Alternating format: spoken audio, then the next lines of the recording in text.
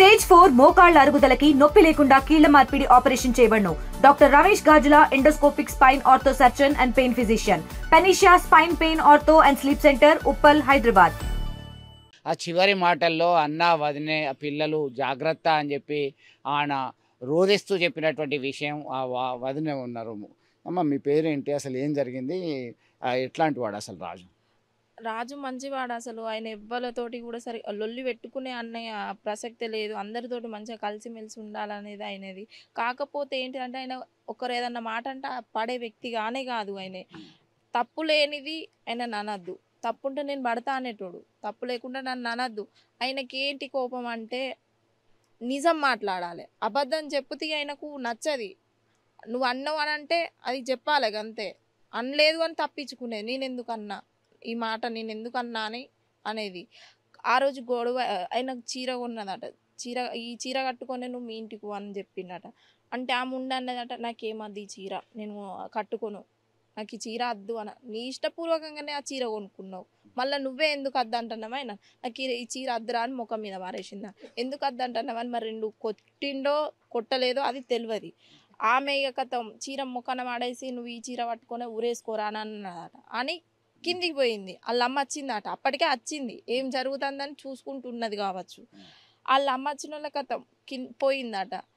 అయ్యో మళ్ళీ నా భార్య నా దగ్గరకు వస్తుంది కావచ్చు అని అప్పటికి కూడా 3 సార్లు డోర్ తీసి చూసిండు,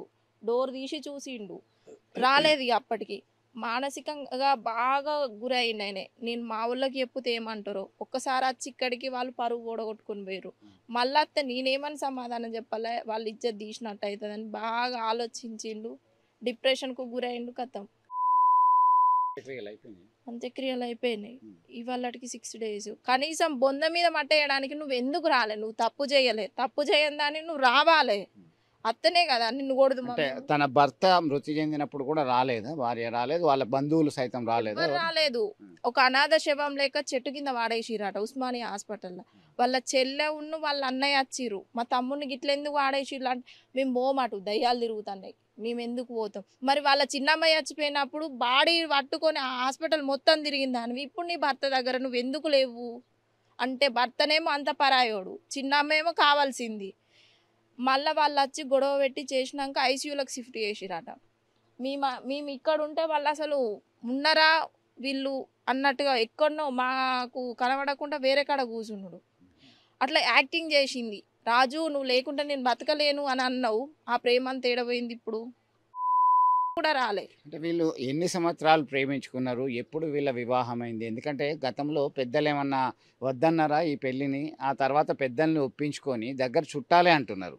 ఆ చుట్టాలమ్మాయి అందరినీ ఒప్పించిండ్రు, ప్రేమించుకున్నారు. ఎన్ని రోజులు ప్రేమించుకున్నారు, ఎప్పుడు పెళ్ళైంది వీళ్ళకి పెళ్ళై March 6th పెళ్ళయింది సారు.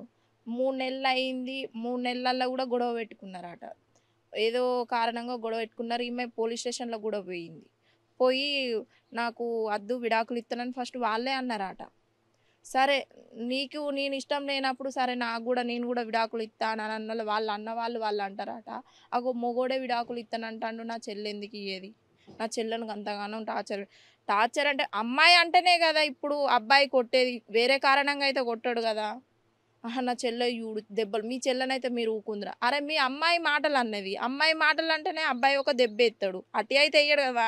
వాళ్ళకి పెద్ద మనుషులు ఏమన్నా మాట్లాడి పంచాయతీ కదా, ఇగో గంత గొడ్డును కొట్టినట్టు కొడతారు, మీ చెల్లె అయితే ఊకుందిరా, ఇప్పుడు అక్కడికి తీసుకోపోతా అంటారు, దానికి ప్రాణహాని ఉన్నది, మేము పంపియం దాన్ని, 3 నెలలు ఇక్కడనే ఉండాలి, కౌన్సిలింగ్ నడుస్తుంది అని అన్నారు. అన్నోళ్ళు ఈయన కూడా సరే పోలీస్ స్టేషన్ల వరకు వెళ్ళిండ్రా, ఫిర్యాదు చేసుకున్నారు, కౌన్సిలింగ్ కూడా నడుస్తుందా? ఈ విభేదాలు అంటే 6 నెలల కాలమే, కేవలం 6 నెలలే. మార్చిలో పెళ్ళైంది, September 29 మృతి చెందిండు. ఆ కాడియర్ ఒకసారి.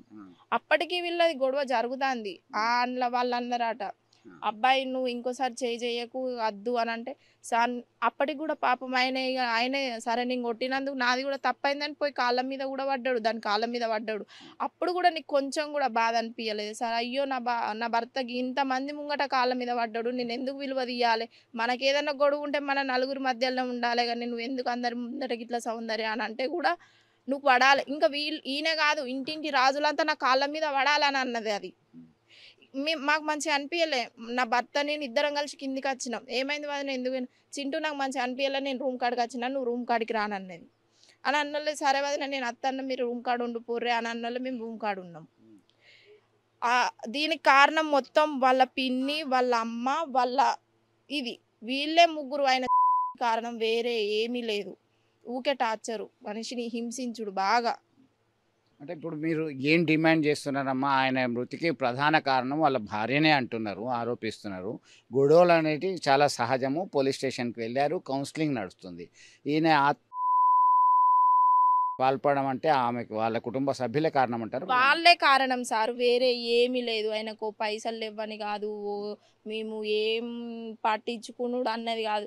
నువ్వు ఒకడు ఉంటాన్నావు కాబట్టి మేము మంచిగానే ఉన్నామని అన్నప్పుడు సార్ మీరు ఒకడున్నారు, మీరు మంచిగా ఉన్నామంటే సరే మంచిగా ఉన్నాడట అని మేము అనుకుంటామా అనుకోమా?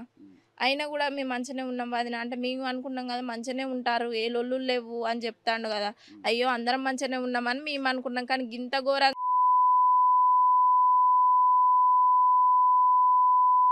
దాని తల్లి, ఈ సౌందర్య, సువర్ణ వీళ్ళు ముగ్గురే తప్ప ఎవ్వరు వేరే ఏమి కాదు.